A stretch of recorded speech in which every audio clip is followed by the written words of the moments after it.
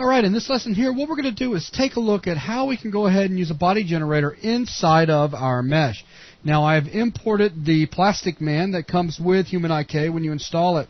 Basically, all you really need to do is just come over, if you want to follow along with this lesson, and go to File, Import, and make sure to change the file type over to Filmbox, FBX, etc., and go up under your Scenes folder, and then up under HumanIK, and you will find Plastic Man waiting to be set up, if you will. Sounds good. Okay, so the first thing that I want to do is simply select my character, come over here to the display panel, and do a couple of adjustments to help workflow, such as, number one, I want him to be see-through so that I can easily see the bones inside of his geometry. Number two, I plan on freezing him so that I cannot accidentally select him. So what I'll do is come down here and turn off the Show Frozen in Gray, because I don't want him to turn a solid gray. Okay, and then finally I'll come up here and expand the freeze rollout, and I'll simply click freeze selected. So now you'll see I can no longer select him. So that's a good start. Yeah, that makes it a lot easier. Okay, so next thing I want to do is we'll go ahead and go full screen in the front view, and I'll come over here to the create panel, go and switch over to Kadara, come down to body gen, and we'll center this guy up somewhere about right here. I'm starting up a little bit above the feet just because I know the way that this thing will actually make. And we'll drag it up to about right there, and boom, this is what we have. Go ahead and select my Select and Move tool, and we'll move him down into position, and that's pretty darn close to start with. Let's see, let's go ahead and go over to a perspective view so that we can see the problems that we are currently faced with. All right, first thing I'm going to want to do is just simply move this back a little bit, maybe to right about there.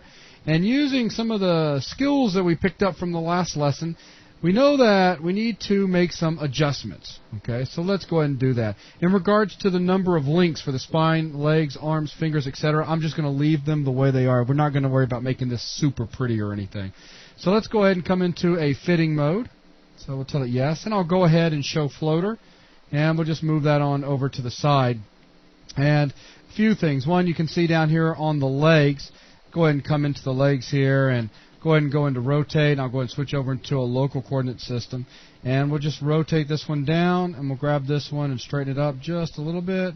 Maybe something like that. Maybe down here we need to grab this bone right here. Go ahead and go into the Move tool, and we'll just move it on down to about right there, just kind of lining things up a little bit. So not too bad. Perhaps even go in here and select and go ahead and turn some fins on just to help out for when we apply the skin modifier. So we can just bring our size on down a little bit like such. And just so that we're taking care of the front and the back volume of the leg, we'll go ahead and add a front fin. Right-click to zero it out and add a little bit in here. And we could get even, fancy if we want to just kind of bring that back a little bit like such. And we'll go ahead and add the back fin and same thing. Right-click and add some beefiness to it. Coming on down to this bone right here, we can get away with some side fins. Looking pretty good there, Big Yeah, it looks great. Yeah. So now we'll go ahead and give ourselves a back fin here. Bring that down and perhaps a little taper right there. And it looks pretty good. Coming together. So now what we can do is just simply double-click all of this and say opposite, and of course this will all adjust and all. Though while I'm in here, I do want to make a note about something very important, and that is look at the grid.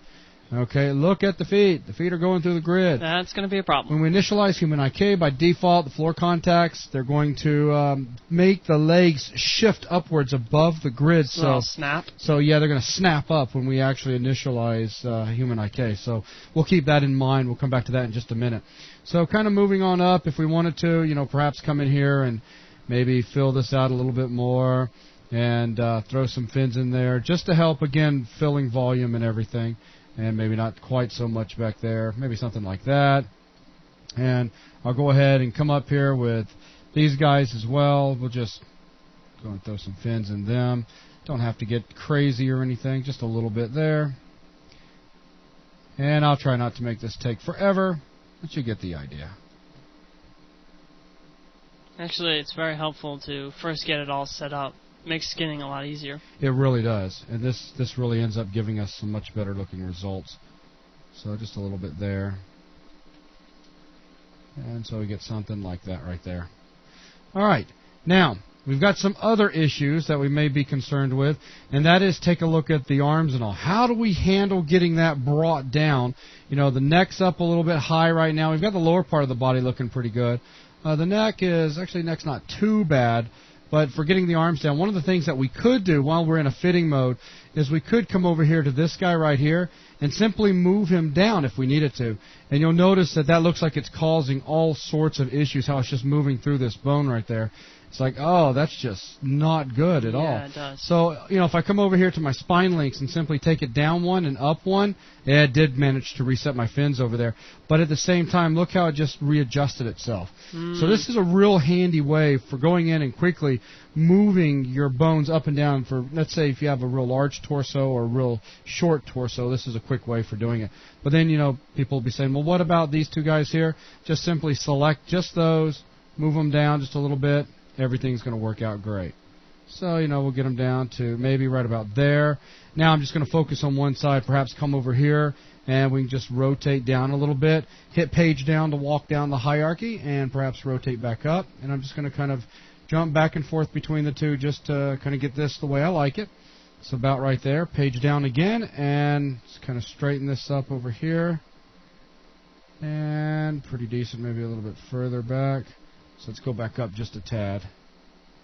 And I'm actually going to go all the way back up and move both of these guys back just a little bit. It's really important to make sure you keep the T-stance. That, without a doubt, is very important. And make sure that you're facing along the Y-axis as well. And we'll talk about that when we get into setting up our own skeletons. So that's halfway decent right there. Yeah, that's looking nice. Maybe grab this guy right here. We'll simply pull him on out to about the wrist rotation point. And then we can just come over here and let's start doing the same thing as we did earlier. And that's just coming in and applying these different fins. So I'll come up here, go and activate my bones tool, come down.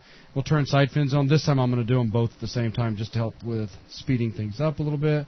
So front fins, maybe add a little bit there. And then we'll go ahead and throw some back fins in. And it's a little too beefy. Very big arms. So yeah, something like such. And okay, I can live with that right there for this quick example. So we'll go ahead and, if you remember, simply double-click, hit opposite on the floater. Look at that. Rotate it down. That is so nice. Yeah, so we're in really good shape there. And then we just come in here quickly and fix where we had the little adjustment from a second ago. And turn on some front fins. Maybe keep them kind of short. Turn on some back fins. And we'll just kind of bring them on down a little bit. So maybe something like that. And this guy up here, maybe take him out just a little bit. So, okay, so I can kind of live with that right there. Maybe come down a little bit further, grab both of those real quick, and change my sides up just a tad, like such. And we'll go ahead and close that out, and I think that's going to put us in good shape for getting this thing all set up. Maybe that one's out just a tad bit too far, but now I'm just being a little bit picky. So let's just come over here. There we go. So, now what we need to do is go ahead and apply the skin modifier, skin it up, and then I'm just going to initialize HumanIK. We'll be talking about it more in the next lesson, but I want to go ahead and initialize it just so that you guys can see what happens, kind of the entire process, and you can see how fast this goes. So I'll go ahead and close out my floater at this point, and it's always a good idea just to come up here and do a hold or save your scene. It's always a good idea to do that as you're definitely working in any application. So now I'm going to come back over here to display. The display panel will come down to unfreeze all, select our geometry, come over here to the modifier panel, click on this guy, drop him down, find the skin modifier. Now I'm going to go ahead and tell it to add, and now we're ready to start adding bones. So I can come over here, and if I turn off bone objects and then invert it, I'll be able to see all of my bones over here. I'll simply say I want to add all of these bones into the skinning. So I'll go ahead and tell it to select. They've been all added over here. And at this point, that's pretty much it. Yeah, we've skinned the character. It's just that easy. So if we want to now, we could even see some of the envelopes. If I wanted to, I could say go into edit envelopes mode. And we can just simply come in here, and if we select each of these envelopes, you can see what kind of weighting is involved. So I can tell you right off the bat if we're going to have any problems out here with the hand. And it looks like we will. Of course, everything's not done to perfection at the moment. Come out here to the end of this fingertip. And let's see, definitely got some issues out there. So we could kind of squirm on up in there and bring that guy out just to make sure that all of that hand is going to follow along with no problems. And if we wanted to, we could simply just copy this guy and then cruise all the way out here and paste. And there you go, just so that we're getting all of that guy as well. Perhaps maybe just a little bit larger. And the whole idea of this lesson is not to go really in depth on this, but just to give you a quick idea. So let's just go ahead and come in here, grab maybe just a little bit larger, about like such. Close enough. Yeah, there we go. Okay, so Yeah, that looks good. quickly initializing HumanIK. Again, this is not the lesson about how to go about doing that, but I just wanted to show you a little bit of motion or movement with our character. So all I'm going to do is come back over here and select my helper. Okay, now this third icon. We've gone over all of them, and I mentioned this one briefly. This is the initialize IK. So let's go ahead and hit it and watch what happens. Boom. Now we've got the HumanIK thing down here, and we won't worry about this at the moment because we got the skinning on, but what I do want you to point out is, look at this. My legs have bent. It's because of the grid being there, and we're not allowed to go through the grid. Okay, if you look, we've got these two markers on both sides of the feet, the red one and the blue one. These are our foot contacts, and we can't go through the grid because by default the grid is considered our floor. Okay, so if I was to come over here and try at this point to move my foot up and down, and then one thing you're going to see is that we're not going to be able to actually go through the floor because that's going to be causing a little bit of trouble at the moment. Okay, so up and down. See, we can't go through it. Yeah. Okay. Now, of course, we can come over here if we wanted to, and don't worry about all of these controls. We'll be talking about them in just a few minutes, but I can go ahead and stand my character up. Straighten him out a bit. That's right. And since I have got the skinning all applied, he stands up fairly nicely, except for look at those thumbs. They are, problems. It's just the skinning. That's all that is. So, and then we don't have time to really start getting into some serious skinning stuff in this VTM. But it's just a matter of going in now, start adjusting all of your weights, adjust your envelopes, and start tweaking it so that it looks really good. But this is it. I mean, the hard part was really done for you. Yeah, exactly. So I was able to sit here and in just a few minutes in this particular lesson go through and set up a complete skeleton, a complete complex rig that's now ready to be, animated. I can come in here now and look at this. Now, of course, there are skinning issues, but that's still very nice. It's just a matter of fixing those issues. Here, this is something that'll scare everybody. My thumbs. Okay, so with that out of the way, I just couldn't help it. I'm sorry. It's too cool. So with that out of the way, that's going to wrap up this lesson here, which is just an overview of how to put the body generator in our mesh and get everything running, all the way to the point of having HumanIK. In the next lesson, we'll start taking a look at HumanIK. So thanks, everyone.